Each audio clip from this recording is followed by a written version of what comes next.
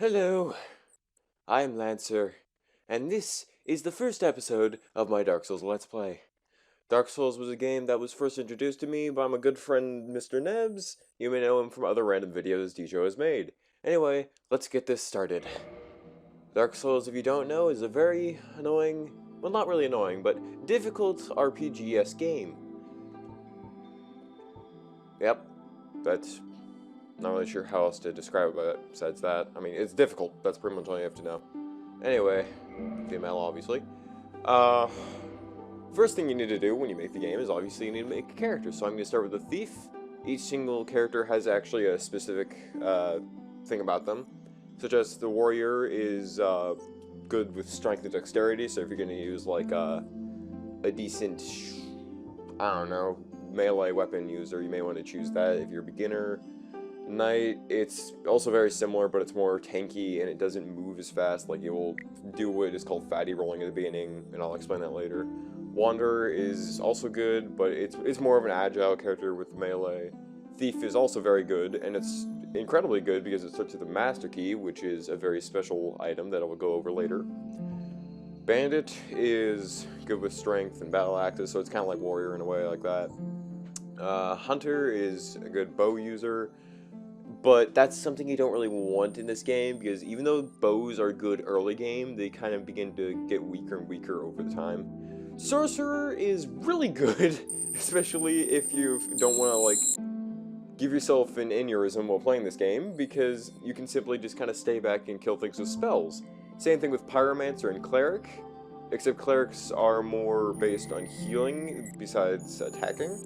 And then Deprived is pretty much whatever you feel like doing. Like, everything starts about the same with level-wise and everything. Everything is level 11. You can start everything pretty much however you want it.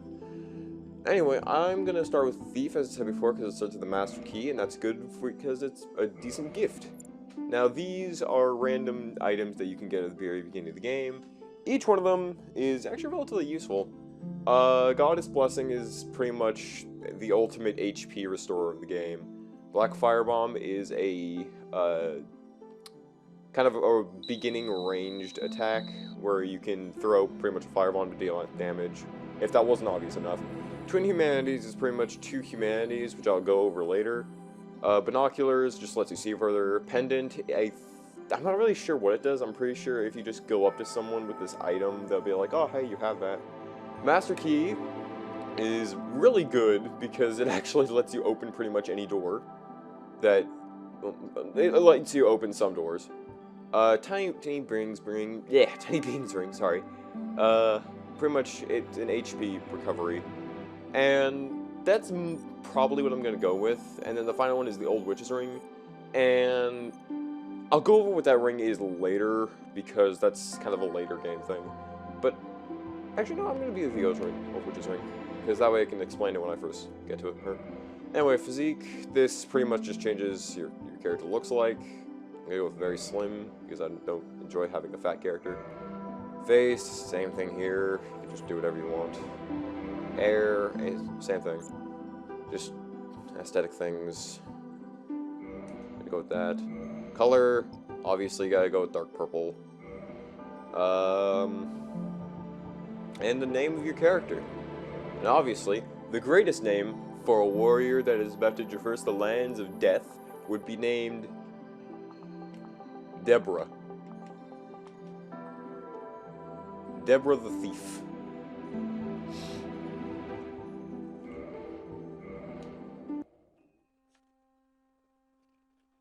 Now, seeing how this is an RPG, obviously, no one gives a shit about the cutscene.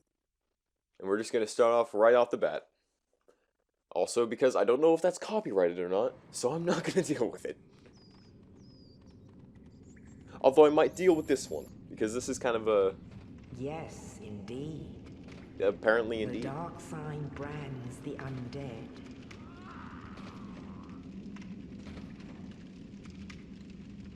And in this land, the undead are corralled and led to the north.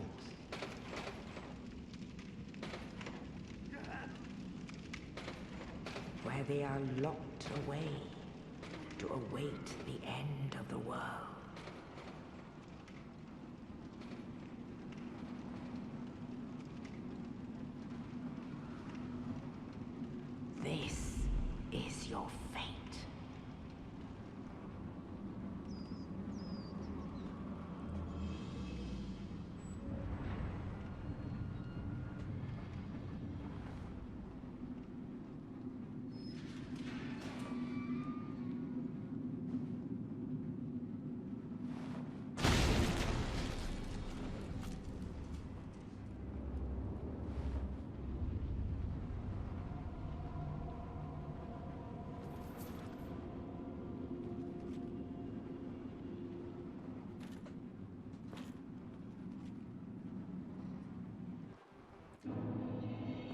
Congratulations, all the work that you went through has made you into a terrible, terrible monster.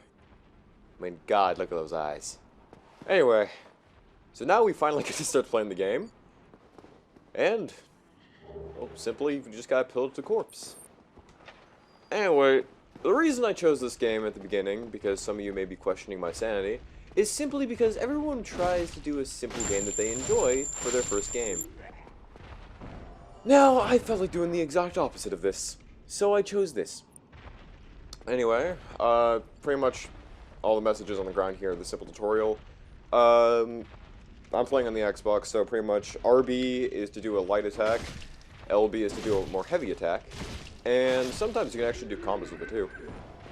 The D-pad will switch your weapons. So far we don't have any other ones. Holding B will allow you to run. Tapping B while running will allow you to jump.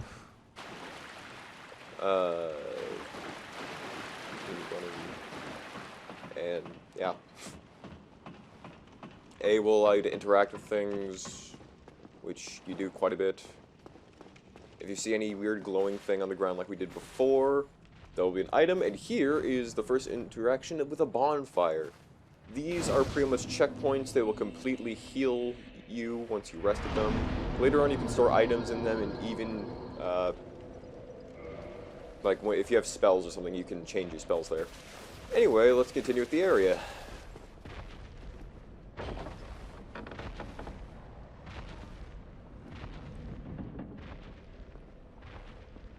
Okay, so seeing how this is the tutorial, this is a pretty simple area. You just simply run for the next door.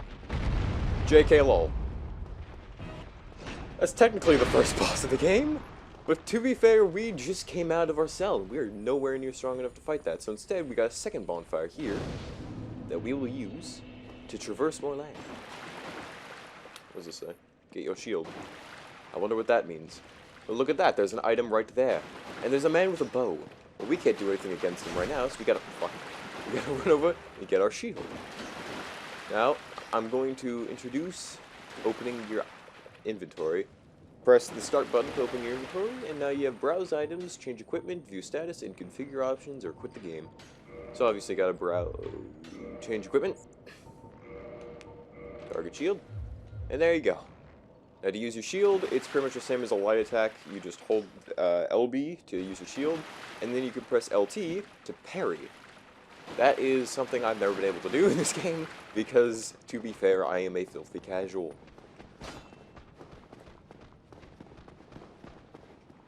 You can also backstab if you're behind an enemy and you do a light attack, which it makes it a much stronger attack. And it sometimes can instantly kill enemies, which is always good. And see, this guy has a lot more health and defense than before, so we have to go back. Or you don't need to do this, but... Goddamn, where's the door? Yeah, you can go back, and you can do the same thing with your shield, but this time you can bring out the bandit's knife, which is, if you're a thief, it's your main weapon. Every single class starts off with a different main weapon, so don't worry about that too much. And you can get every single one inside the game. Anyway, you want to just keep moving up.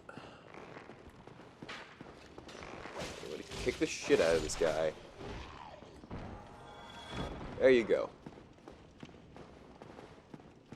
Now this is the interaction with a fog gate. This usually, or white light in this game I guess it's called. This pretty much makes it so you're going from one part of the level to the next, and it will also unlock different parts of the level. So just now, that's where the first bonfire was, down there, and now we're right here. On the ledge above, I guess. Anyway. Oh, who is that in there? We don't know. Actually we do, we met him before. Anyway, go up these stairs, absolutely nothing wrong could happen. JK, roll off to the side because there's a ball that runs down. And we'll break this wall. Anyway, this is the good sir that actually saved us from before. Oh, you. You're no hollow, hmm? Thank goodness. I'll die soon, then lose my sanity. I wish to ask something of you. You and I, we're both undead. Hear me out, will you? Regrettably, I have failed in my mission, but perhaps you can keep the torch lit. There is an old saying in my family, thou who art undead art chosen. and thine exodus from the undead asylum maketh pilgrimage to the land of ancient lords. When thou ringeth the bell of awakening, the fate of the undead thou shalt know. Well, now you know, and I can die with hope in my heart. Oh, one more thing. Here, take this. An Estus flask, an undead favorite. Oh, and this. Now I must bid farewell. I would hate to harm you after death. So go now, and thank you. Okay, so that, good to say right there, gave us the Estus flask, which I'm actually going to use now. It's pretty much like a on-the-go healing item that you can only use 5 times currently, but you can refill it at every single bonfire that you rest at. So it's definitely one of the most useful items in the game that you will probably be holding onto the entire rest of the game. The Divine Blessing from before is pretty much like this, except it can cure status effects, which we will get into later. Anyway, this one, there's a thing right there. Okay.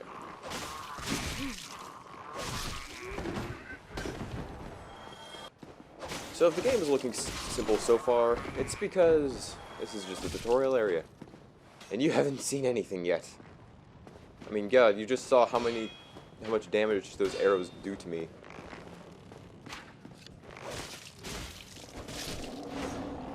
Sorry if I might be quiet for a bit of this because of the focus I need.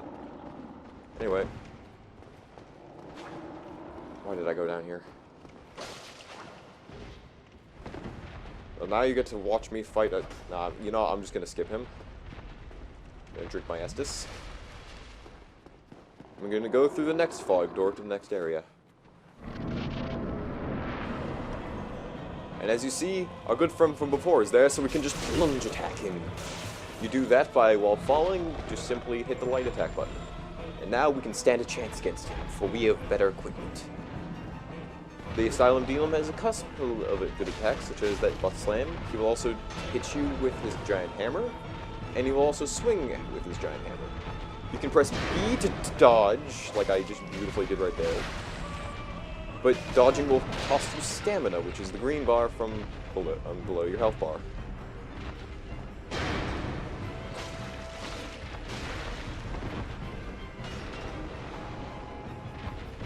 The Asylum Demon also isn't really the toughest boss in the game. Actually, he's probably the easiest one.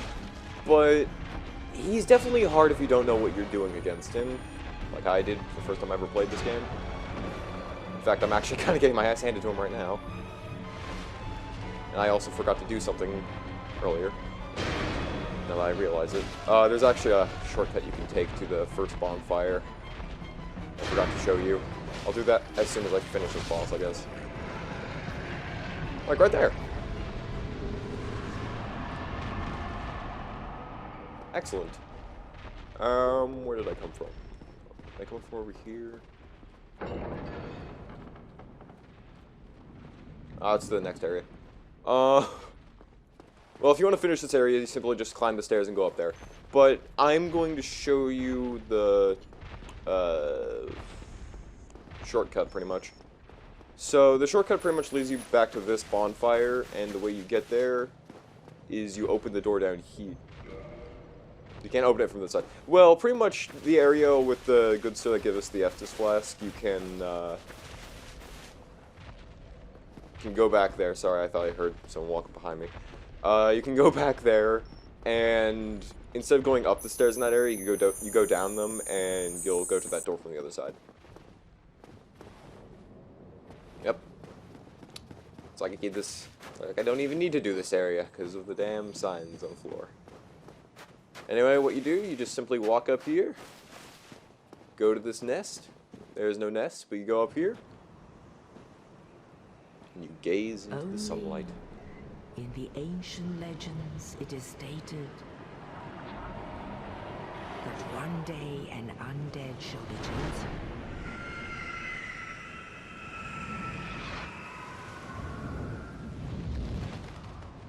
To leave the undead asylum in pilgrimage. to the land of the ancient lords.